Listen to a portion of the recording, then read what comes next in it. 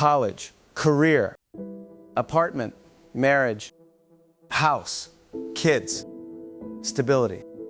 And for a long time, Americans were taught to treat that map almost like moral instruction. Study hard, be responsible, do not drift, do not waste your chances. Keep going, even when it is hard, because the hard part is supposed to turn into a life, a decent one, not a mansion, not a fantasy. But for millions of people now, something feels deeply wrong. Not just expensive, not just stressful, wrong. Because they did not reject the script. They followed it, they got the degree, took the job, postponed fun, tried to save, tried to build credit, tried to become the kind of adult this culture has always rewarded. And somehow, after all that effort, they do not feel secure. They feel exposed, they feel late. They feel like every box they checked made them more fragile instead of more protected. Still not safe. That gap is where the betrayal lives. Because the wound here is bigger than money. If it were only money, people would call it a rough economy and move on. What makes this hit so hard is the humiliation of realizing you kept your side of a deal that no one officially canceled, even after it stopped working. The old American life script is still spoken in guidance counselor language. Graduation speeches, family advice, self-help slogans, workplace expectations, and quiet personal shame. It still tells people what a successful life is supposed to look like, and how it's just supposed to look like. It still judges people by whether they are on track. But the world underneath that script changed. And the cruel part is that the script did not change with it. So people are left with this strange, disorienting feeling. They can sense that the path is breaking under them. But because the culture still treats the path like common sense, they assume the problem must be them. That is why the feeling is not just pressure, it is betrayal. The promise was simple. The promise was simple. Each milestone was supposed to make the next one easier. Education was supposed to open work. Work was supposed to support housing. Housing was supposed to support family. Family was supposed to grow inside some minimum level of safety. That was the emotional architecture of ordinary adulthood. Now imagine what it does to a person when every step still carries the old moral demand. But fewer and fewer of those steps produce the life they were supposed to build. That is why so many Americans feel less like they are struggling in a hard era and more like they were handed instructions for a world that no longer exists. So if people followed the map, what exactly changed underneath it? What changed is not one thing. That is part of why this feels so overwhelming. If only one milestone had broken, people could route around it. But what made the old script feel trustworthy was that the milestones used to reinforce each other. They formed a sequence. A person could endure the first step because it helped unlock the next one. Now the sequence often compounds pressure instead. Start with education. For decades, a degree was sold as a ladder, as a patrace visite, not a guarantee of wealth, but a credible path to stability. Go to school, build skills, delay gratification, your future self will stand on firmer ground. But for huge numbers of people, the diploma no longer feels like a key. It feels like the first invoice. You leave school owing money before your adult life has even properly started. So the milestone that was supposed to widen your options now narrows them immediately. It tells you to take the safe job. I said they come out of the safe job. The practical job, the job that keeps the payment current. Even if the job itself feels brittle, and that brings us to work. Because work was supposed to be the stabilizer, the place where responsibility finally cashes out. But even educated workers now live with a constant background hum of instability. Layoffs arrive faster, career ladders feel shakier, benefits shrink, salaries that sound respectable dissolve under rent, insurance, groceries, transport, and debt. So the job still demands adult seriousness, but it cannot reliably produce adult security. Then comes housing, which might be the clearest emotional break in the entire script. A home used to symbolize arrival, not perfection, just a foothold. a place from which planning your life felt reasonable. Now, for many people, housing feels like a moving target that punishes caution and punishes risk at the same time. Wait and save, prices run away from you. Stretch too far, one shock can break you. Rent long enough, ownership drifts farther out. Buy at the edge, and the payment owns your future. The threshold never stops feeling like a threshold. The promise was that each step made the next one easier. Now watch what happens when that is no longer true. Debt follows you into work. Work does not reliably unlock housing. Housing does not create enough breathing room to imagine family.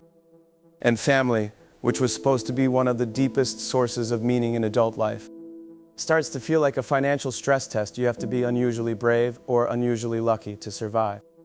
That is the chain. It is not just that college costs more, or rent costs more, or daycare costs more, or daycare costs more.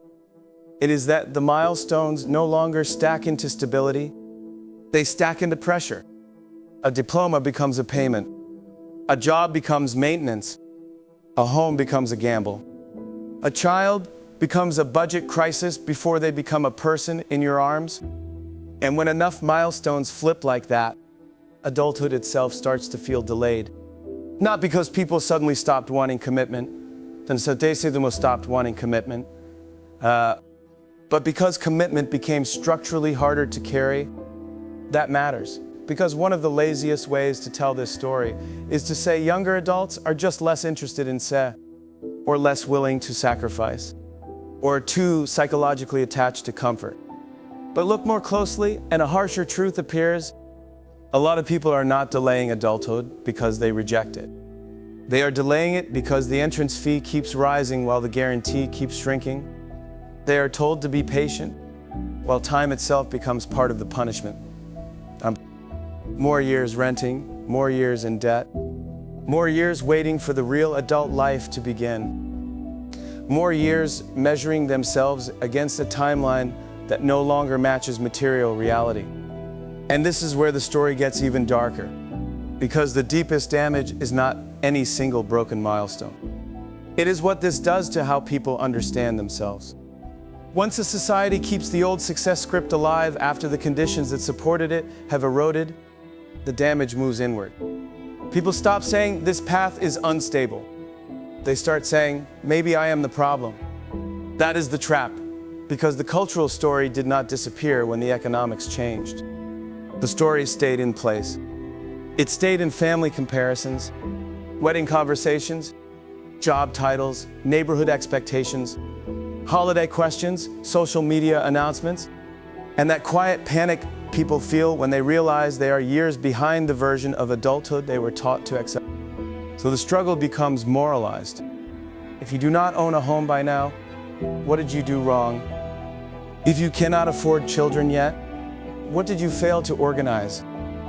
If your career still feels precarious, why are you not further along? If you are exhausted all the time, why can everyone else make it look normal? That is what makes this pain feel so private, even when it is obviously widespread. The old script turns structural drag into personal shame. And shame is powerful because it isolates. It makes millions of people live inside the same pattern while feeling like lonely exceptions. You see friends posting engagements, pregnancy announcements, closing day photos, promotions, vacations, renovations, and carefully cropped proof that their life is cohering. You attend family gatherings where the questions sound innocent but land like inspections. You open your banking app, your email, your calendar, your rent renewal, your childcare estimate, your loan balance, and the gap between the script and your life starts feeling less like history and more like character. Maybe I am late because I was not disciplined enough. Maybe I am still unstable because I made bad choices. Maybe everyone else learned how to be an adult and I missed it. That is what betrayal feels like. It is the moment you think you failed, before you realize the script did, and once that clicks, the whole emotional picture changes, because then you start seeing how responsibility itself became part of the trap. The more faithfully people followed the formula, the more confused they felt when the formula stopped producing the promised life. They were not rebelling. They were complying. They were doing exactly what respectable American culture told them to do. Study, work, wait, save, plan, delay gratification, be reasonable, be patient, do not ask for too much. Then after years of that, many look up and realize the basics still feel out of reach. Not luxury, basics.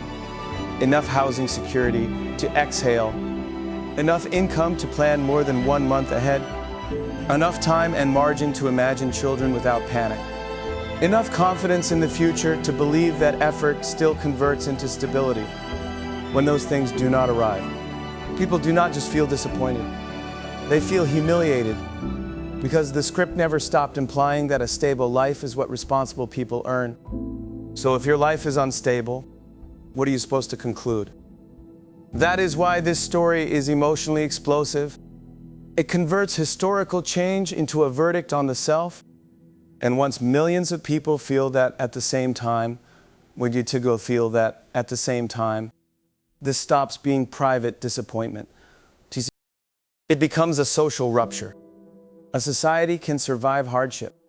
What it struggles to survive is the collapse of trust between effort and reward. Because once the people who followed the rules most faithfully begin to doubt the value of following them, the damage spreads far beyond one household budget. It reaches institutions. It reaches family formation. It reaches civic trust. It reaches the basic psychological idea of adulthood. Think about what is being lost here. Not just affordability, but confidence. Confidence that work leads somewhere. Confidence that planning matters. Confidence that sacrifice is building toward a future rather than merely financing the present. Confidence that ordinary life is still constructible if you do what you are supposed to do. When that confidence frays, cynicism rises almost automatically. Institutions sound hollow. Advice sounds insulting. Merit starts sounding like theater. The language of responsibility loses moral force because too many responsible people can no longer see where that respond. That is why this story reaches across class lines and political tribes more than people sometimes admit. The details differ, but the deeper fear is shared. People can feel when the social script still judges them even after it stopped protecting them.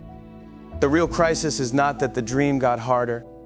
It is that the script kept judging people after it stopped protecting them. That is a much more dangerous kind of breakdown. Because now the wound is civic and psychological, not just financial. If adulthood feels permanently delayed, institutions look fraudulent.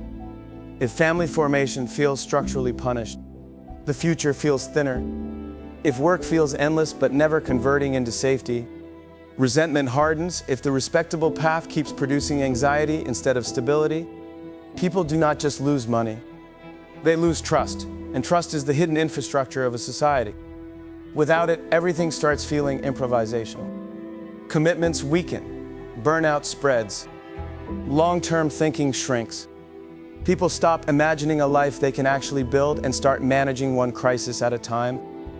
The nation still looks functional on paper, but underneath it, more and more people are living with the private suspicion that the center of the deal is gone.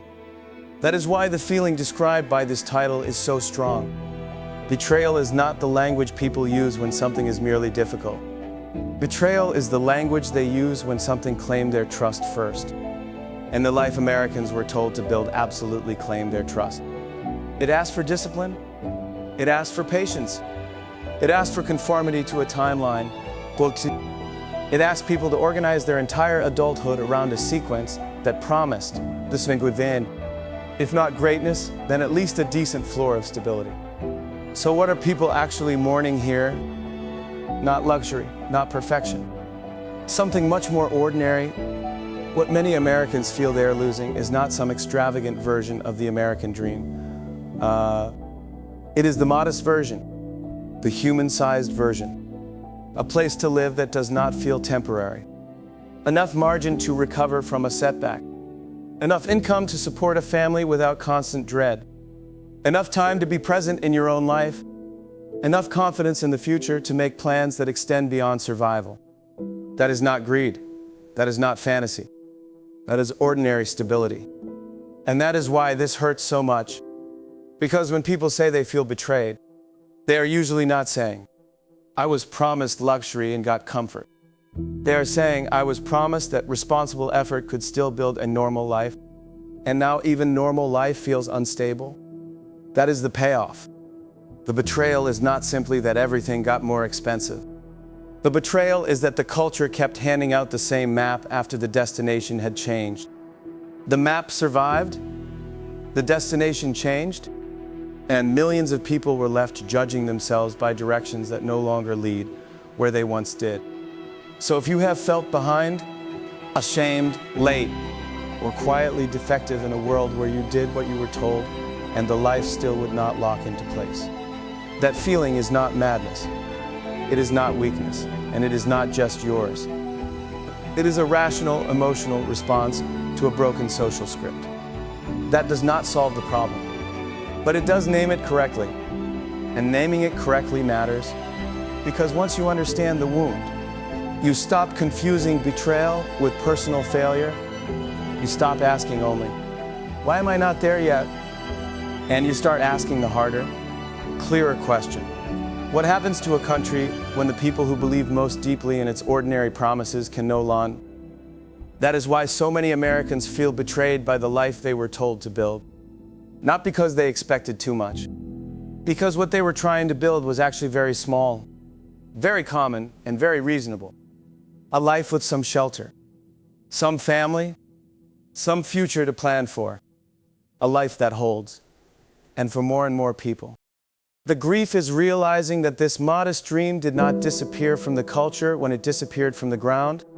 It kept speaking, it kept instructing, it kept judging, long after it stopped keeping its promise.